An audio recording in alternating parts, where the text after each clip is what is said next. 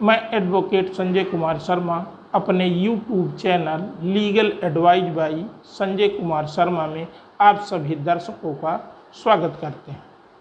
आज हम आपको भारतीय दंड संहिता की, जिसको हम आईपीसी कहते हैं, कि धारा 377 क्या होती है, आइए इसके बारे में हम आपको संक्षेप में जानकारी देते हैं। इसे हिंदी में अप्राकृतिक कृत्य, जिसे हम अंग्रेजी में अननेचुरल ऑफेंस कहते हैं, यह एक कॉग्निजेबल ऑफेंस यानी संज्ञेय अपराध की श्रेणी में आता है।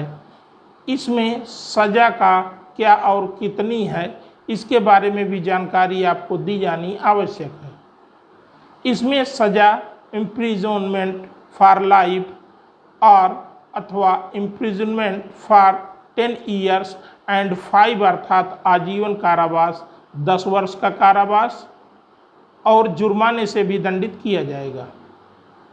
वर्ष 1861 से आईपीसी की धारा 377 भारतीय दंड संहिता का एक हिस्सा है। यह मुख्यतः समलैंगिक अपराध में प्रायः लागू होती है। वैसे तो समलैंगिकों की मांग प्रायः होती रहती है कि इसको अपराध की श्रेणी से बाहर किया जाना चाहिए। आपको बताते चले कि महिला और पुरुष के अलावा यौन संबंध बनाना इसमें वर्जित किया गया है।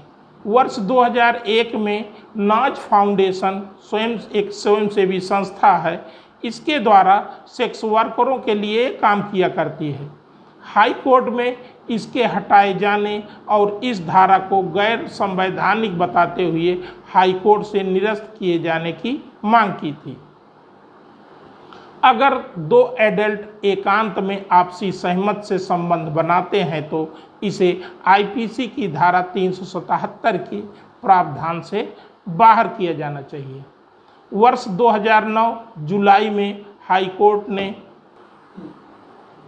जुलाई में सुनवाई करते हुए दिल्ली हाई कोर्ट ने अपने ऐतिहासिक फैसले में कहा था कि दो वयस्क आपसी सहमत से समलैंगिक संबंध बना सकते हैं। वह धारा 377 आईपीसी के तहत अपराध नहीं माना जाएगा। कोर्ट ने समस्त नागरिकों के लिए समानता का अधिकार का जिक्र किया था। इस केस से जुड़े अपीलांट ने कोर्ट के समक्ष अपनी बात रखते हुए कहा कि समलैंगिक होना कोई मेंटल डिसऑर्डर नहीं है, यह एक सामान्य बात है। समलैंगिकों में अपने इस दिल्ली हाई कोर्ट के फैसले को अपनी जीत बताया, परंतु देश के कई सामाजिक संस्थाओं ने नैतिकता का हवाला देते हुए विरोध जताया था। वर्ष 2013 माह दिसंबर में उच्चतम न्यायालय सुप्रीम कोर्ट ने दिल्ली हाई कोर्ट के फैसले को पलट दिया और कहा कि आईपीसी की धारा 377 को हटाने का फैसला हाई कोर्ट नहीं कर सकता। उसका अधिकार सिर्फ संसद को है, न्यायपालिका को नहीं है। उच्चतम न्यायालय ने फैसले से समलैंगिकों व उनके अधिकारों की हिफाजत करने वाली संस्थाओं को बड़ा झटका मिला। समलैंगिकों द्वारा पुनः रिव्यू पिटीशन सुप्रीम कोर्ट में फाइल किया गया, जो कि फरवरी 2016 को चीफ जस्टिस टी.एस. ठाकुर ने कहा कि इस मामले में दाखिल अन्य समीक्षा याचिकाओं को, कुल 8 समीक्षा याचिकाओं को पर 5 सदस्यीय संवैधानिक बेंच नए सिरे से समीक्षा करेगी।